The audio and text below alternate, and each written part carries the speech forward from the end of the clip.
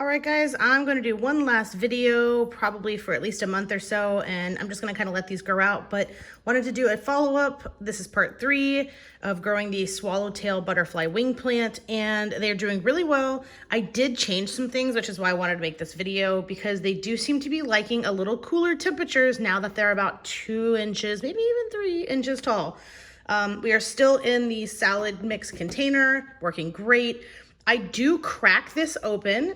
I actually just like lift the lid. I can't do it with one hand. I lift the lid and I rotate it like this so it gets airflow. I do this every single day for probably about 4 hours a day, and it does seem to make a difference. I noticed that they do get a little droopy if you don't give them airflow. So I give them airflow now that they're bigger plants. I did raise, this is the same LED grow light I've been using, see part 1 for the link. And I did raise this up a little bit. You can see, just so you know, like this is how it works. It just goes up and down. So it's perfect for this project. I really recommend this little $25 light. It's awesome. I am still using the seedling heat mat. I always get tongue twisted on that. It's down here. It's kind of a weird setup. It's kind of beside my couch, but it's next to a big window. And I turned the heat down to 79 degrees. I had it set at that 81 degrees, and it was getting up to 83 in the container, and the plants did not like that. I think the seedlings like it, the little tiny babies, but when they start to get bigger plants, they don't like the heat. They were getting a little crispy and looking like the leaves might actually dry up. I did lose like 1 leaf on one of these guys when it got up to about 83. So I turned it down to 79. I keep it cracked, leave the light on it, and they're doing much better. Let's see if I can't get this out and show you guys. They're definitely doing much better with the cooler temperatures, which is kind of surprising. It's actually been pretty cold here in Florida. It got down to like 30 the other night, which was wild.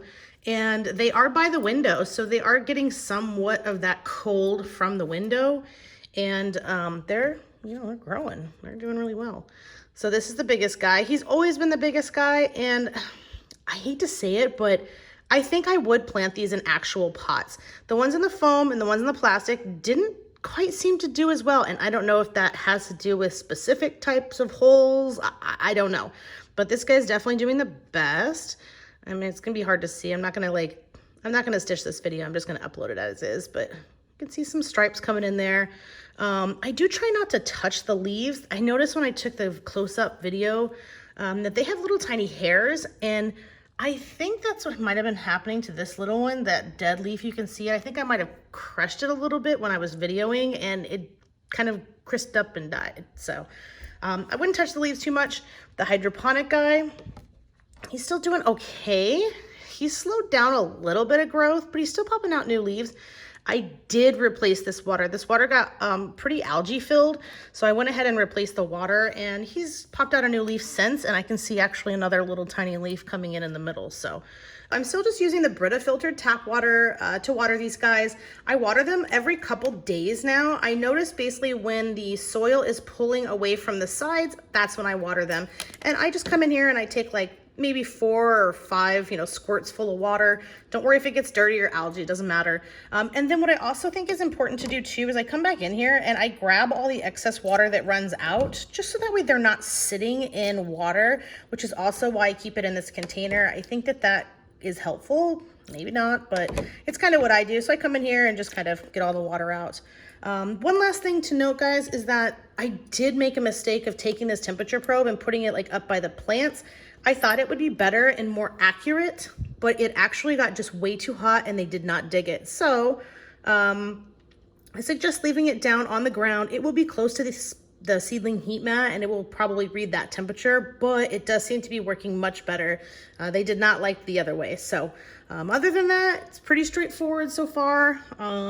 Use the salad container, still use the LED heat light, still using the seedling heat mat with the controller set to 79. Give them lots of bright light. I mean, it's not really indirect. For about 4 hours a day, they get direct light through this window, and they're digging it. So as long as they're putting off new leaves, I'm gonna keep doing what I'm doing.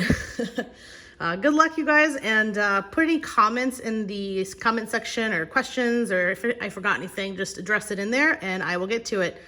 Enjoy your plants and good luck.